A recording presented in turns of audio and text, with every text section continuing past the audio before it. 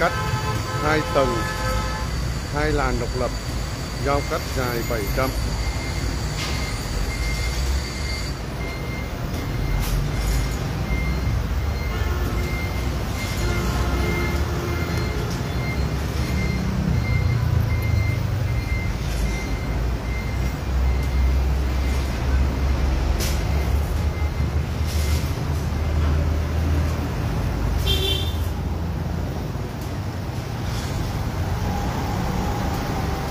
Đây là máy in 4 màu.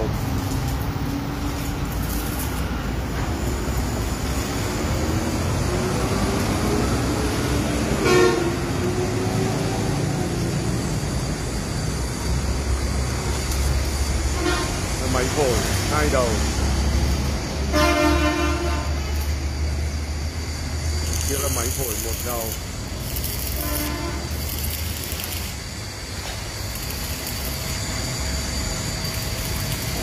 Tôi không biết.